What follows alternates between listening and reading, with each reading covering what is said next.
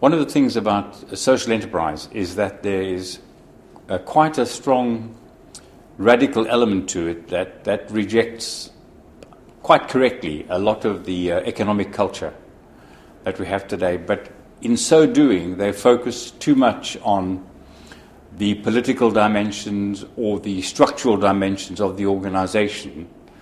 So it's got to be political in the sense that it is left-wing almost, structural, must be cooperative, etc. But in fact, what my research showed was that people who ran social enterprises really needed to understand how business works, how you get the best possible delivery, the best possible service, with the least spending of money, no waste. And there was no emphasis on that. So in the work that I've done, and I've run a social enterprise and I've run a normal business, what I discovered was a model from a chap called Deming, Dr. Deming, who taught the Japanese manufacturing, which helped them to become the second largest world economy in 15 years from nothing. And this model just simply says that you should continually try to make things better for your customer. You know, more on time, exactly what they want, where they want it. And when you do this, if you try and, he calls it improving quality, then actually what you find is that your costs for delivery go down. It doesn't cost more, it costs much less, because you are not correcting things. There are no delays. The customer is not sending the work back and saying it's not good enough. And when that happens, your productivity goes up, but also because people are not fixing things, they are happier at work, because no one likes to do the same thing twice. Yeah? So they are happier at work, and therefore they have more good ideas about how to do better work or make better products.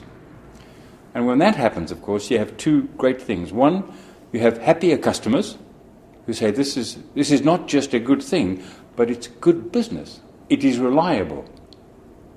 And the other thing is that you have more money, because your money is spent less on other people and going more into the surplus, so you can invest in better technologies and things like that.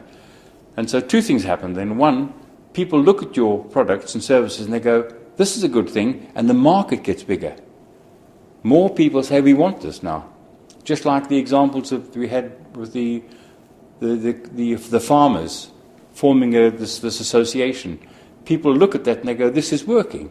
People come to pick up their products, they're there where they want them, and I want more of this.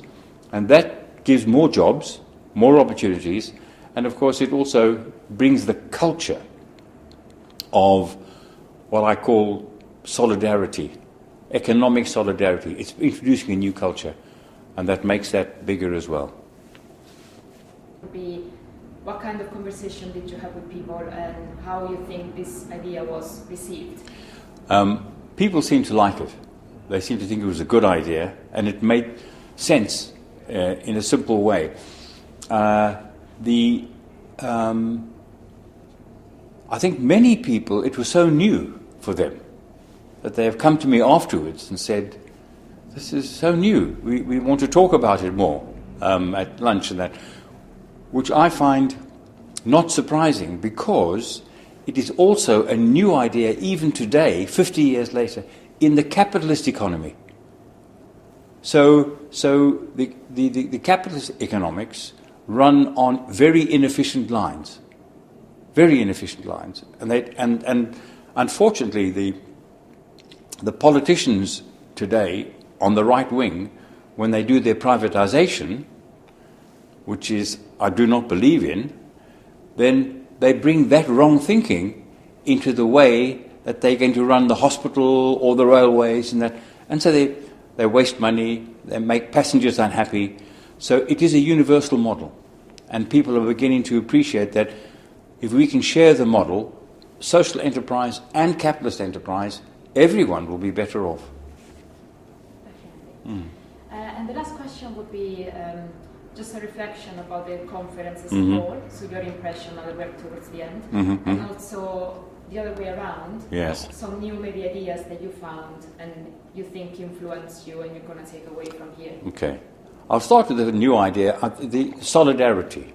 When people, they say, we use the word solidarity instead of social. It has and by solidarity they really mean equality, equalization. And I found I was very warm to the idea of solidarity economy and solidarity enterprise. So that was new for me, and it came from South America. Much new things come from South America. The main feeling I had for the conference is hope. That this conference gives me hope. I have been struggling for many years to try and change the way work is done. And I've seen now many examples of what work is done. And I thought that Antonio's presentation was a very good example of every right way of doing things, including intellectually consistent. And the role the university played in that is something I wish for many universities to do. So that was good. I suppose the other thing is, I'm a Catholic, and in Catholic social teaching, the two elements that they emphasize is solidarity and subsidiarity. So we should let the work be done by the people who know how to do it best, and not overmanage and not make decisions for them that they can make themselves. And that creates tremendous self-esteem in people. It respects people by doing that.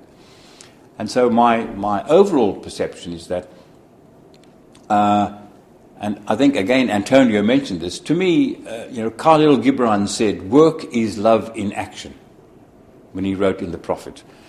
To me, this is also an example of God's love in action.